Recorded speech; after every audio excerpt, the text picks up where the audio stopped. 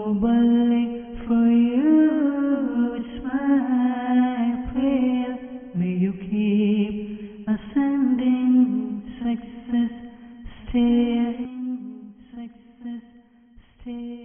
الحمد لله رب العالمين والصلاة والسلام على سيد المرسلين أما بعد فأعوذ بالله من الشيطان الرجيم بسم الله الرحمن الرحيم الصلاة والسلام عليك يا رسول الله الصلاة والسلام عليك يا حبيب الله الصلاة والسلام عليك يا نبي الله وعلى آلك وأصحابك يا نور الله.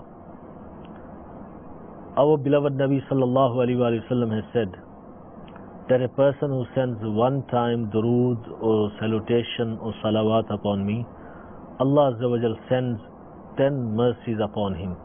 Sallu ala al-Habib sallallahu ta'ala ala Muhammad sallallahu alaihi wasallam. Salatan wa salaman alayka ya Sayyidi ya Rasulallah wa ala alika wa ashabika ya Habiballah. There was a question that was asked to Ala Hazrat radiyallahu ta'ala anhu, that a husband orders his wife to do something and the time is such that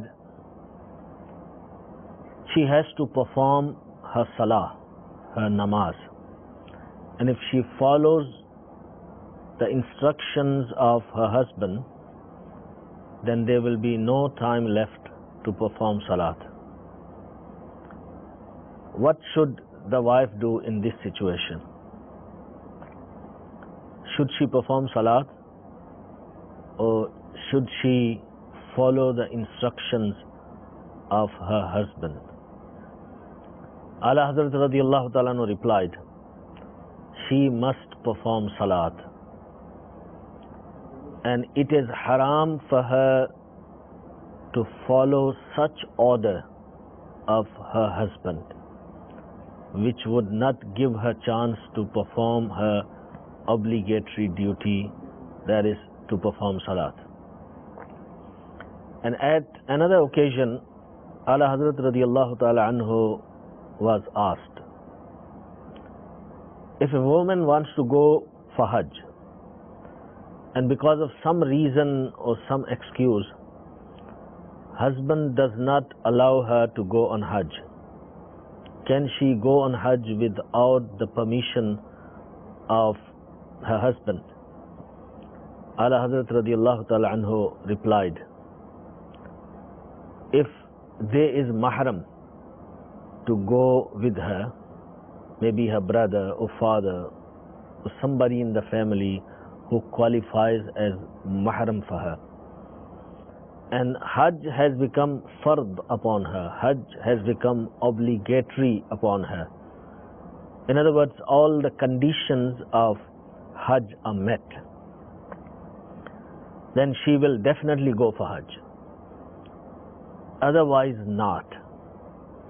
It means that if conditions are not fulfilled, if there is no mahram, then she will not go on Hajj. So we understand from this ruling of Sayyidi Ala Hazrat radiyallahu ta'ala anhu that yes, wife will follow the instructions of her husband, providing no law of Sharia is violated in this process.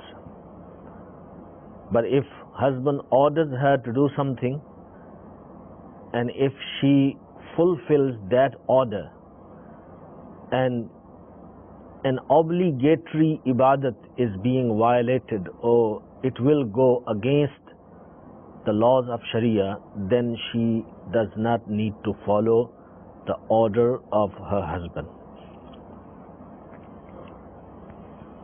Another misunderstanding and misconception mostly comes up: to what extent one can fulfill the duty of Amr bil Ma'roof and Nahi anil Munkar, and that is to invite towards the path of goodness and to prohibit from evils. Some people feel that you have to do at every occasion, at any cost, you must say the truth. And others feel, well, it's not my business. So if people are doing wrong, let them carry on, it's their life, and they will have to face on the day of judgment. So there are conflicting feelings in this regard. So inshallah Azza wa Jal, we will try to remove this misunderstanding as well. It is mentioned in Fatawa Alamgiri that there are several ways to do Amr bil Ma'ruf. There are different conditions and Nahi anil Munkar. If person has strong presumption, strong feeling that if I give them neki ki da'wat, if I do Amr bil Ma'ruf, people will accept my invitation and they will refrain from sinning. So in this situation, in this condition, it is wajib, means it is necessary for that person to give neki ki da'wat, to do Amr bil Ma'ruf, to invite towards the path of goodness. In other words, he does not have permission from Sharia to ignore that duty or that invitation or that da'wat. And if he has a strong feeling that if I give neki ki da'wat, if I do Amr bil Ma'ruf, people will start assassinating my character. They will talk ill about me and they will swear at me. In this situation, it is better not to give neki ki da'wat, not to do Amr bil Ma'ruf, not to invite them towards the path of goodness. Similarly, if he feels that people might hit him or harm him or punish him, and he will not be able to bear that harm and that punishment, and there will be animosity amongst each other, and a fitna and a mischief can be caused and the fight can break between people. So in this situation as well, it is afdal, it is better that one should not do Amr bil Ma'ruf or neki ki da'wat.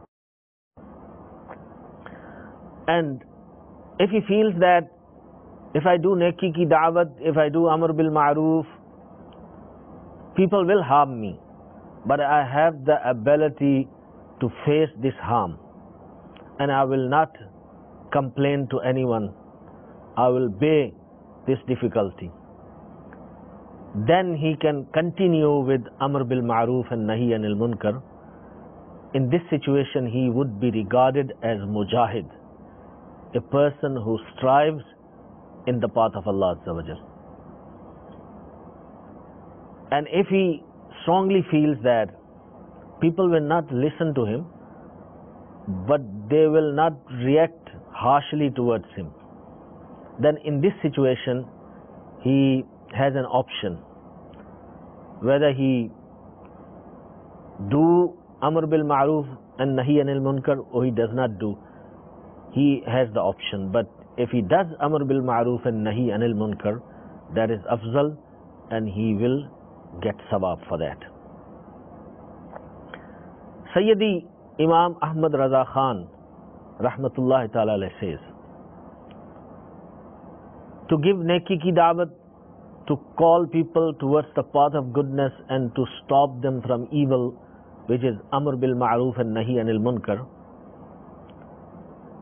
it is from the obligatory duties of a Muslim, which is proven with the verses of Quran Kareem. And when it is proven that it is wajib for someone, all circumstances are right, and he feels that when he will speak about it, people will listen to it, then to leave this responsibility and not to do Amr bil Ma'ruf and Nahi anil Munkar, that would be a sin. And this person would be regarded as disobedient person to Allah subhanahu wa ta'ala, and he deserves the punishment of Allah subhanahu wa ta'ala in this dunya and in the hereafter. And in Ahadith Mubarakah, this meaning has been explained. Ala Hazrat radiyallahu ta'ala anhu says. He further says that on Ashab Sabat, those were the people of Bani Israel who were stopped from fishing on Saturday, and they made schemes and they were still fishing with another style. So Hazrat Dawood alayhi salam made dua that, "O Allah, curse them, send your la'nat upon these people and make them as a lesson, as a ibrat for people." And because of the dua of Hazrat Dawood alayhi salam, they all were turned into monkeys, into apes. And Hazrat Isa alayhi salam made dua against Ahle Ma'idah, and they were turned to swines and pigs. Hazrat Sayyidina Abdullah bin Mas'ud radiyallahu ta'ala anhu reports that our beloved Nabi sallallahu alayhi wa sallam has said, "Be away by Allah. You will have to do Amr bil Ma'ruf and you will have to do Nahi anil Munkar. Otherwise Allah subhanahu wa ta'ala will throw hearts of some of you on the hearts of some others." It means that Allah subhanahu wa ta'ala will make everybody's heart similar to each other, that none of you or none will take evil as evil. And that is the worst condition of a person, when he does not regard evil as an evil. And then Allah subhanahu wa ta'ala will send his curse upon you as he sent his curse upon Bani Israel. But this order of Neki ki Dawat, this Amr bil Ma'ruf and Nahi anil Munkar, is not wajib or not necessary upon every person, or it is not necessary in every condition. As it was explained earlier, that if you are in that position that you strongly feel and you believe that you have an authority, people do respect you and they do listen to you, then it becomes your responsibility to give Neki ki Dawat, to invite them towards the path of goodness and stop them from evil. And if that is not your position, then the other situations were explained, and if you fit in one of them, then you don't have to do Neki ki Dawat. So that was also misconception, because some people feel that you have to do in every situation Amr bil Ma'ruf and Nahi anil Munkar, and some feel that you don't have to do at all. It's not our business, so let people do, they are free, they decide what they want to do. So as a Muslim, we have set rules for that, because our life is regulated. Sharia, our deen, has regulated everything about us, about our life, about our doings. There's another misconception and misunderstanding regarding the wealth of son. Does the wealth of son belongs to father? In many cultures, fathers feel that whatever their sons earn, it belongs to them, and they interfere in their financial matters, and they decide what to do with the money which the son has earned. So in this regard, there was a question asked to Ala Hazrat radiallahu ta'ala anhu that Zaid is a rich person, is wealthy, and he collects the earning of his son by telling him that I will use this money in your wedding. But afterward he uses that money for his personal needs. So in this situation, will there be any penalty on Zaid? Or will it be regarded that his son's wealth is his wealth, so that is okay? So this was the question. Ala Hazrat radiallahu ta'ala anhu replies, undoubtedly he has to pay penalty for that. And if he used the wealth of his son without his pleasure, without his permission, then he will be a sinner as well. Allah Azza wa Jal says in Quran Kareem, وَلَا تَأْكُلُوا أَمْوَالَكُمْ بَيْنَكُمْ بِالْبَاطِلِ, that do not eat each other's wealth unjustly. And as far as that Hadith Mubarakah is concerned, which people use, and that becomes the cause of misunderstanding for some people. And the Hadith Mubarakah is, Anta wa maluka li abika, you and your wealth belong to your father. So Ala Hazrat radiallahu ta'ala says that this hadith is not used as a law. Rather, this Hadith Mubarakah is to give motivation, to give targheeb of ihsan and bhalai, means doing good towards your parents, being nice towards your parents. And there's motivation that you should spend your wealth to comfort your parents. But this is not a law that whatever the son earns, it belongs to father. And it is mentioned in Fathul Qadir that father does not have such right that he takes ownership of the earnings or the wealth of his son while the son is living. The father does not have permission to have control of the wealth of his son. All these references which we have given, it makes it very clearly. However, if father is poor, he is faqir, he is muhtaj, and the son is wealthy, then it is the responsibility of the son to maintain his father, mean give him money which is necessary for his survival.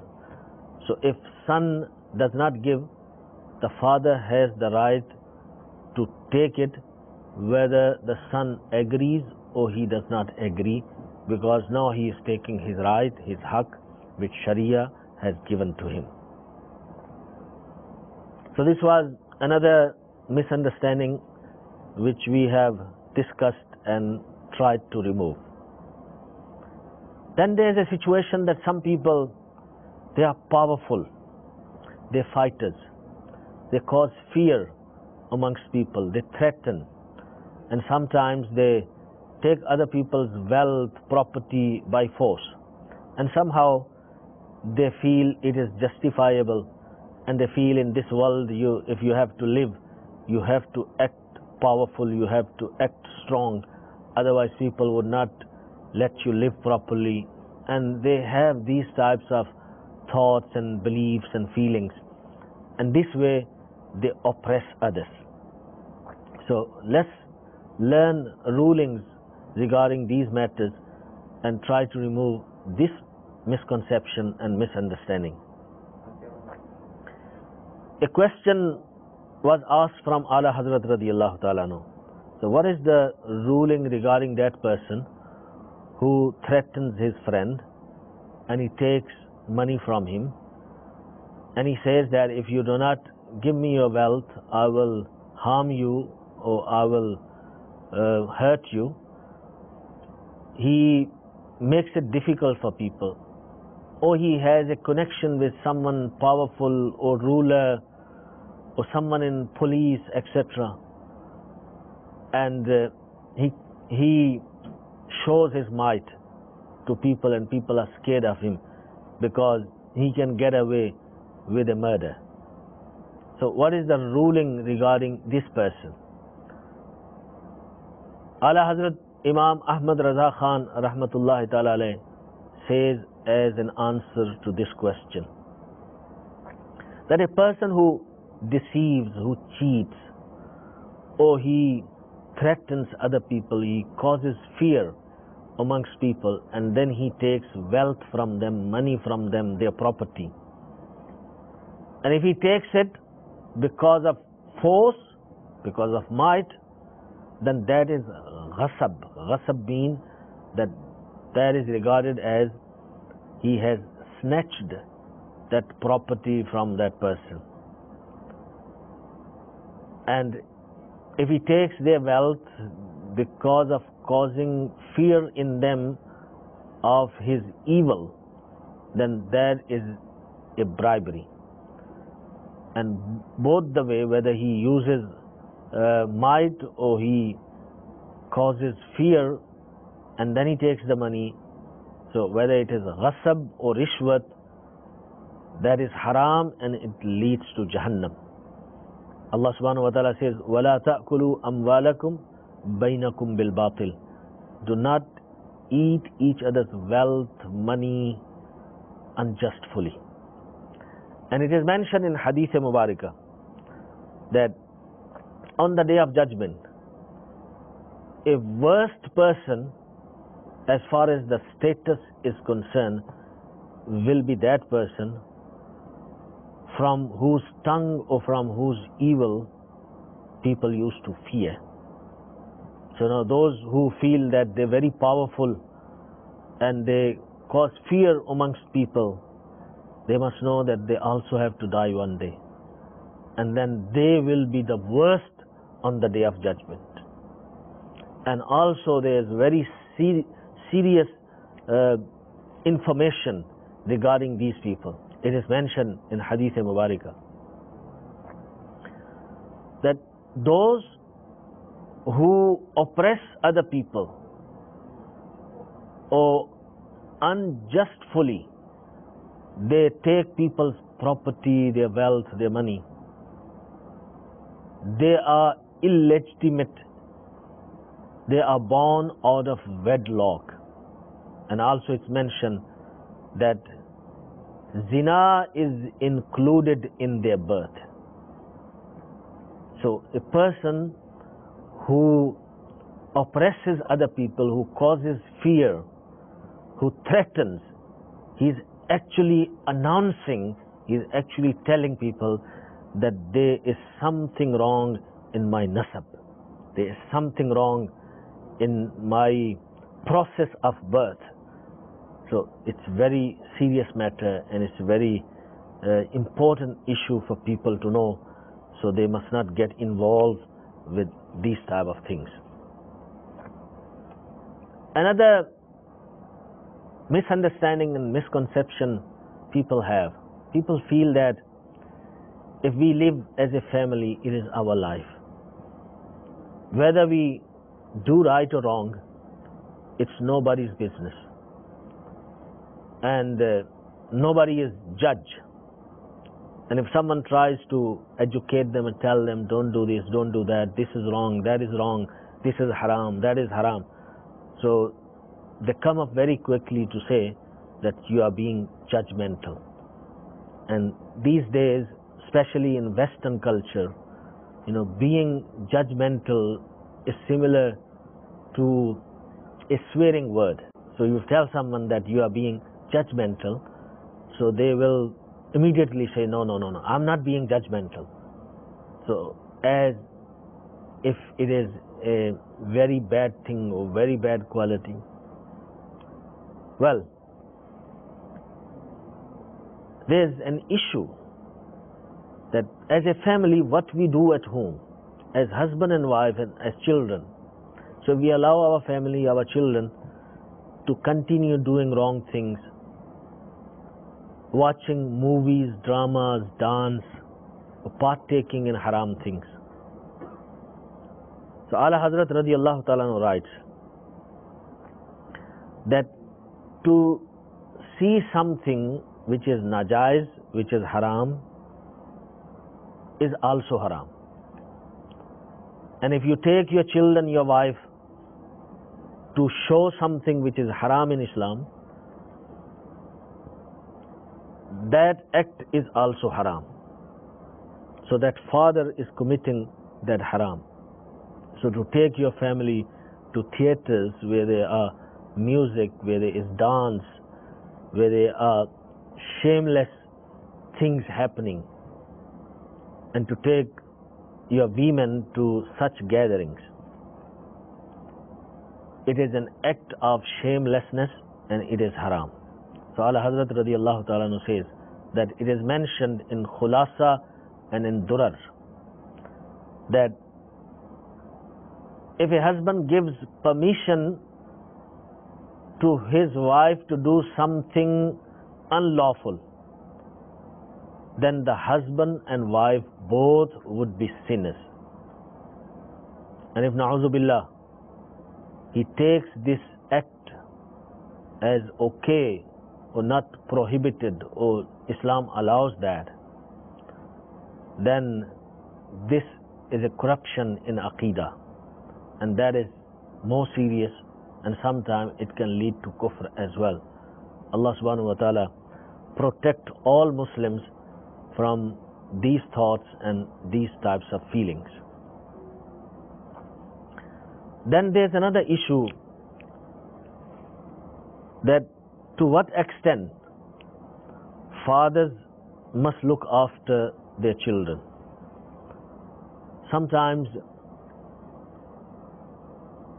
children are grown up, they baligh, and they feel the fathers must still foot the bill and they must still give them money. So in this regard, we need to understand to what extent Sharia makes it necessary for the father to give nan or nafqa, or to maintain or give maintenance money for the children. A question was asked from Ala Hazrat radiallahu ta'ala anhu, that a person who cuts off ties with his children, and when they are sick he does not see to them, and he does not give money for their treatment, and he does not worry about their maintenance, and after they die he does not partake in the funeral, nor he gives any money for funeral expenses. So what is the Shari'i ruling? What is the hukm regarding this person? Ala Hazrat radiallahu ta'ala explains, if the maintenance of children was necessary upon the father, for example, the child is nabaligh, child has not reached to the age of puberty, or there is a daughter, she is unmarried, or there is a baligh son but he is unable to earn, he has not learned those skills yet which he can use to earn the money. And in this situation, if he did not give maintenance to the children, then he has committed a grave sin, a serious sin.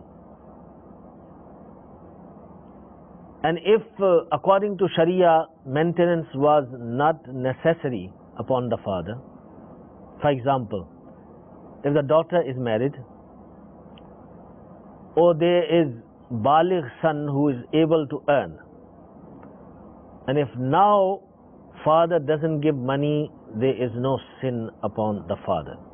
And as far as the treatment is concerned, it is not wajib or necessary upon the father. It is not necessary for him to do his own treatment. So let alone taking responsibility of someone else. So this tells us that extra what the father does is his favor, is his ihsan. If he pays your doctor fees, if he pays your bills for hospitals, if he pays your fees for your education, for your school and university, that is his favor, that is his ihsan. This is not made compulsory upon him by Sharia.